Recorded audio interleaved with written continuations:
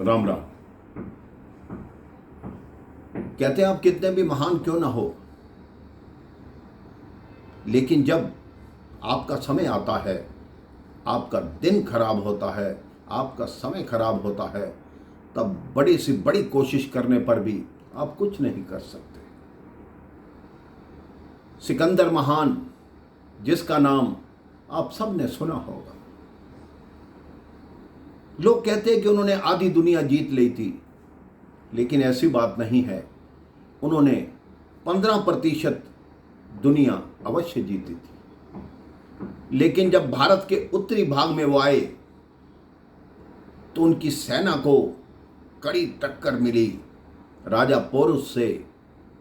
उसकी सेना वह हार मान गई और अपने राजा से बोली कि अब वापस लौट चलो, हमारी हिम्मत नहीं है कि आप आगे चलो। ये जो भारत देश है ये वीरों की भूमि है, यहाँ पे जीतना बहुत कठिन है।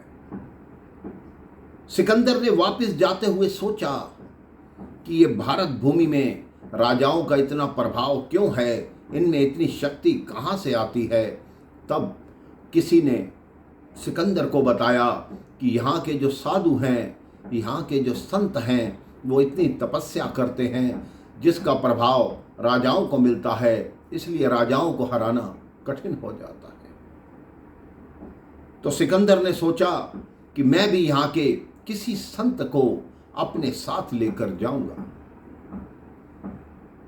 वो एक संत की कुटिया पर आए तो उन्होंने देखा संत अभी समाधि में हैं। जैसे ही वो समाधि से निकल के बाहर आए, वो निर्वस्त्र थे, दिगंबर संत थे।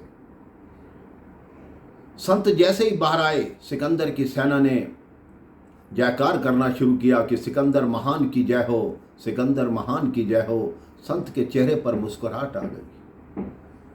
सिकंदर ने कहा, आपने मुझे पहचाना नहीं, मैं सिकंदर महान हूं।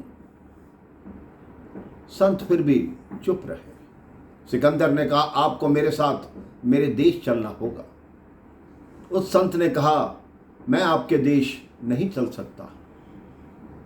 सिकंदर ने कहा, आप मुझे जानते नहीं, मैं कितना बड़ा वीर हूं, मैं अभी आपका वध कर दूंगा, आप मुझे मना कैसे कर रहे हैं। तो उस संत ने क्या कहा, बड़ी सुनने वाली बात है।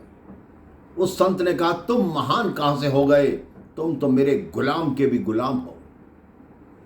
सिकंदर और क्रोधित हो गया कि ये क्या कह रहे हो, मैं तुम्हारे गुलाम का भी गुलाम हूं, मुझे इसका स्पष्टीकरण दो, बताओ कि तुमने ये क्यों कहा। तब उस साधु ने कहा, उस संत ने कहा कि जो गुस्सा है वो मेरा गुलाम है। मैं जब चाहूं तभी गुस्सा आएगा, अन्यथा नहीं आएगा। और वही गुस्सा तुम कर रहे हो, अर्थात तुम गुस्से के गुलाम हो। तो इसका आशय ये हुआ कि तुम मेरे गुलाम के भी गुलाम हो। अगर तुम प्रेम से कहते तो मैं अवश्य तुम्हारे साथ चलता, लेकिन अब बिल्कुल नहीं चलूंगा। और तुम अपने देश जाने की बात कर रहे हो, पहले तुम स्वयं तो वहां पहुंचो। हो सकता है परमात्मा ने मार्ग में ही तुम्हारे लिए कुछ और लिख रखा हो। सिकंदर वहां से चला और जैसा इतिहास बताता है कि रेगिस्तान में जाते हुए उसको खूनी दस्त हो गए, अतिसार हो गया। बहुत उपचार हुआ, लेकिन किसी उपचार का उस पर कोई असर नहीं।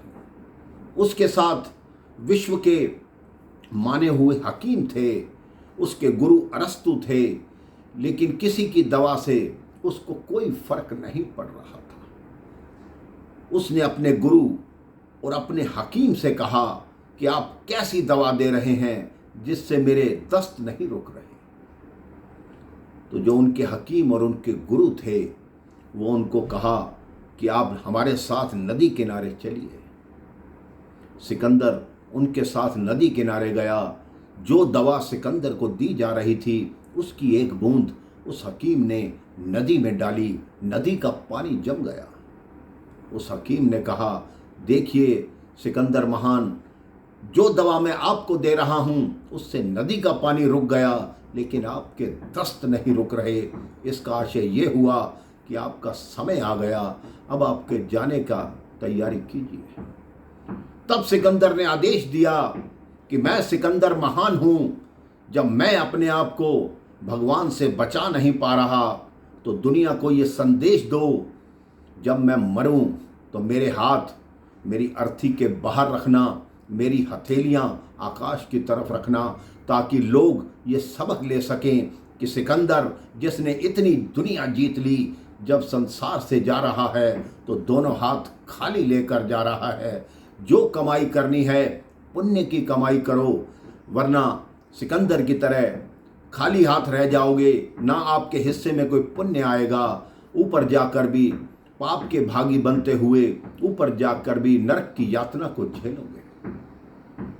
आप अपने जीवन में ये सोच लीजिए कि सिकंदर जैसा महान राजा हमें कैसा सबक देकर गया कि खाली हाथ इंसान जाता है।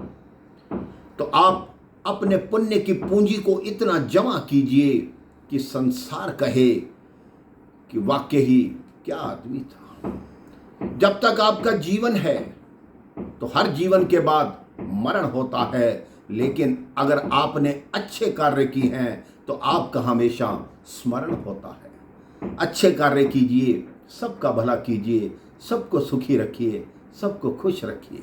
राम राम, जय श्री राम।